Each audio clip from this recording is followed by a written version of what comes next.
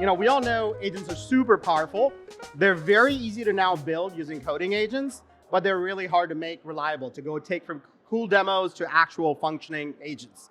And the problem with that is because, as we all know, agents are probabilistic. They do different paths each time.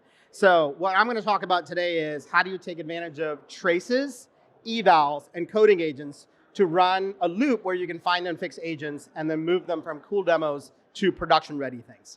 So here are some of the people that are building AI agents today. There's a friend of mine, who's building an AI startup in healthcare where they're using agents to prepare prep notes for doctors so that they can be ready for their appointments. And then we have another person, Harshada, who is simplifying QA operations for Epson so that whenever you get your printer refills, the software should work well. So she makes that work well. So we've got how many people from startups here versus how many people from enterprise software companies? Awesome. So hopefully you'll see yourself in what they're building. And the way they can make an impact is if their agents actually work. So this is what I'm going to talk about. Now, most people try to start building software today using coding agents, Claude, Copilot, OpenCode, whatever. And then they sit in their IDEs, VS Code, Claude CLI, wherever. So it's very easy to go from prompts to agents. Now, what we found building our own agents, that agents usually fail not in the logic in the way that you coded, but in edge cases and scenarios, in missing context and tools. The person before me gave good examples of where agents fail. And you'll notice the common theme in all of them is they're failing when you're starting to use them in real life with lots of ambiguous inputs and things like that.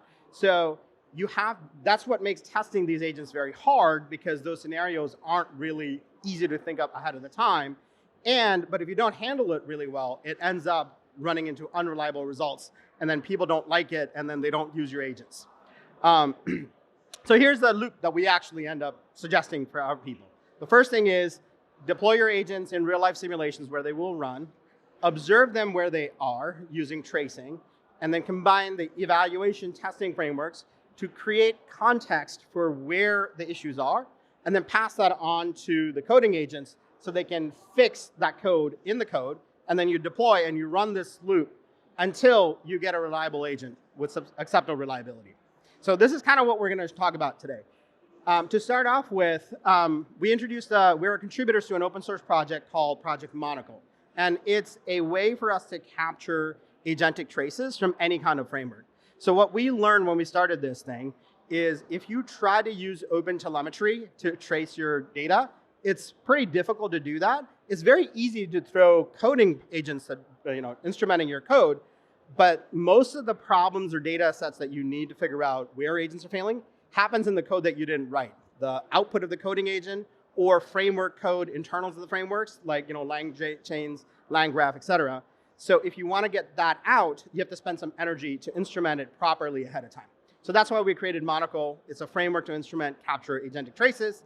And turns out that if you also don't take a good job of figuring out how to structure the telemetry, you'll end up spending a lot of time cleansing the telemetry out after the fact, and that becomes wasteful. So Monocle fixes that. And today we're going to introduce that Monocle also can help you get paid. So it turns out one of our partners, who's also a contributor on Monocle, uses Monocle instrumentation, takes the billing instrumentation events in, so your agents can actually get paid for outcome-based pricing as well. So you have one framing instrumentation library that allows you to take both, find what's wrong with your agents, but also when they're right, get paid for them. So here's a plug. Sam and Prasad will be around, so if you want to go chat with them. So here's a specific loop that I'm going to walk you through in an example where it's kind of a simple defect, an exception that you may see in an agent application. So we'll start with a debug. By the way, the QR code is, will take you to a IDE extension for Okahu. So if you want to download this, play around with it yourself for free, you can do that. So in the first step, let's imagine that there's a defect that you find in the agent. You got to be able to find what the defect is, and then do some root cause analysis, and then hand off to the coding agent. So we'll see that cycle run up just now.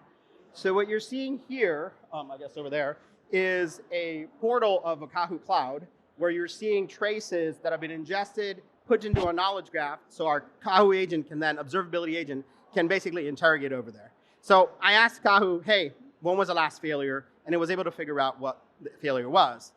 And then we've learned that after building this agent a little bit more by training the right things on representative data sets, we've basically gotten it to a point where you can actually very easily find out, answer questions for you using the knowledge graph of where the defects are, what the related defects are. Is it in a session? Is it in a particular portion of the agent? Is it in a specific agent for a specific class? So you can do some of those question answer things. And the real name of the game here is, can you get relevant information out of it, not just like any output?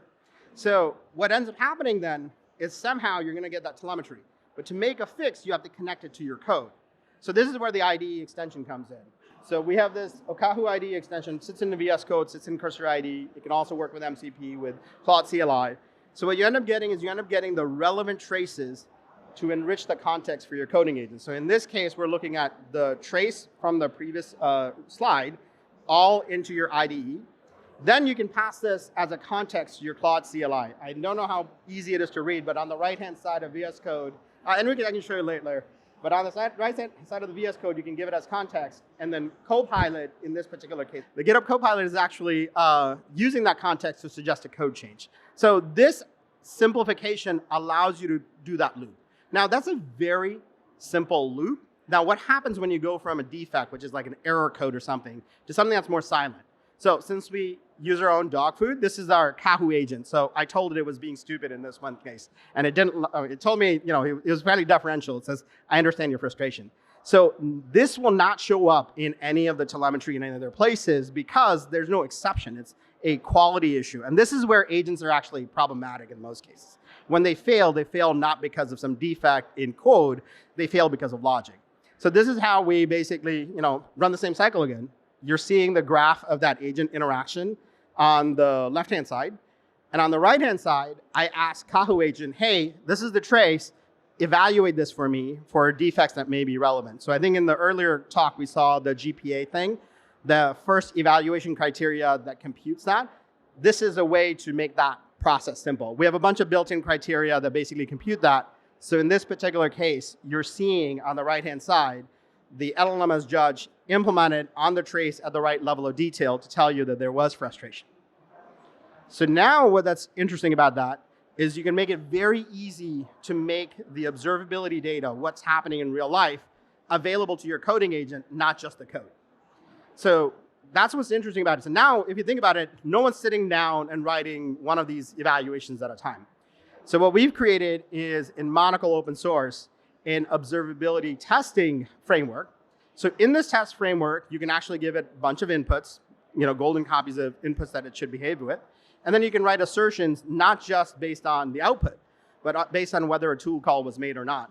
And more importantly, on evaluations. So when you combine all this thing together, you'll be able to run tests and evals and run through that cycle for silent failures, not just exceptions. So let's see an example of how that works in your CI/CD pipeline. So because we're all Microsoft people, we end up using a lot of GitHub. So this is GitHub. We have a repository with Google ADK. This is a travel agent. So we've added the test data already in here. So this is part of your code repository, the test that we wrote up in Monocle before with some sample data. That's all written up in here. When you make a commit or make a code change, there's a GitHub action that automatically kicks off. This will run that test. And in this particular case, there was a failure. As part of that failure, the way we've architected the GitHub actions, you actually end up running a test failure. It will automatically create an issue in GitHub based on the test. It'll extract the relevant pieces of information and tag it into the GitHub issue. And with this automation, we're able to see, in this case, the relevant issue being popped up for a defect that was handled in testing automatically. And then we can assign that to Kahu agent to do some more analysis to find related issues that may be coming up to other connections. And then we can figure out, hey, in this particular case, you're going to see the example. There was a test failure in this one particular case. The evaluation hallucination did not match the expected result. It expected a major, a minor hallucination. So it should fix that issue. So from here, we can actually then assign it to Claude itself, using the CI/CD pipeline inside of GitHub itself. And when we do that to Claude, it can create a test failure pull request. So with this pull request, it can say, okay, I'm starting to make changes to it. It's got a bunch of information in it. already. And then it can basically go and say, hey, I started doing the work on it. The net result of it was several hours of sort of going back and forth internally in that session. But at the end of it, you'll see that there's a pull request kind of ready for review. And then I'm sure CodeRabbit is somewhere here, so you can start pushing code reviews on top of that. So let's go drill down as to actually what's actually happening in that particular session. So if I go in that particular session, you'll see this particular output where when it took up the issue, GitHub saw that the test requirement had 80K travel agent. It had a bunch of check boxes that were yes, one checkbox was no, and then it made the change to figure out what the fix should be. So this is the thing I'm talking about between the handoff between the observability agent and the coding agent that makes this cycle work really well. Left its own devices, Claude will do a bunch of other things. It only has access to what the code can do. But because the Kahoo agent has already enriched what the relevant parts of the defect were, what the triaging happens, Claude knows what the relevant pieces of things are that it has to optimize. So what's the goal that it has to seek? And the goal it has to seek is the making the tests that we wrote earlier go all pass. And then you can see the pull request that came out of it. And then the interesting part is because the way we prompted Claude, it went back and looked at the test cases, not just that particular relevant test failure, but all relevant test failures that's there in the integration test, and made sure that the code change it made didn't actually fail and create another bug. And so this back and forth of evaluation test-driven loop is what's causing the Claude to be super sophisticated and work well. Now, at the end of it, you can choose to either accept the pull request or not, and so it's not fully autonomous. But you'll see that in this particular case, the change it made was really a change in the scope of the prompt. And that's actually what we've seen a fair bit of. There's a lot of routing logic that has to be built in different parts of the prompt for different tool descriptions. And we see that it's very easy for us to iteratively loop this and optimize these based on what the goal is of passing the test. So now, software development goes back to what it was originally. You start with what do you want the outcome to be. You write the tests the way you want them to be. And now you can write tests using evaluations, not just deterministic tests. And these evaluations will run repeatedly using the same machinery that you're already used to. It already uses PyTest. It plumbs into your existing CI/CD pipeline. So everything that you use for your existing software engineering discipline, you can leverage here, but now for agents. So with this loop, we saw how you can get agents deployed in real time, capture traces from them, debug when you need to, use evals and tests to figure out where the defects are, to figure out whether there are no drifts, and then using the observability agents either in the cloud or connecting it to the IDE, bring that knowledge to the coding agent, and then with leveraging coding agent, you can run the cycle of software development, code change, test, code change, test until reliability is there. And then you can keep adding that until you add more tests and you add more coverage. And in fact, one of the things you saw earlier, you can probably use coding agents to generate new tests so you can increase test coverage as you go along. So hopefully with this, we can get agentic engineering to build more and more reliable agents. So this is kind of what I wanted to show. And we covered open source Monocle for tracing. So if you want to become a contributor to Monocle, please see us. If you want to try Kahoo to find and check out its how to fix defects, find us. This is my LinkedIn. And if you want to get paid for your agents, come find Sam. He's here somewhere. So thank you.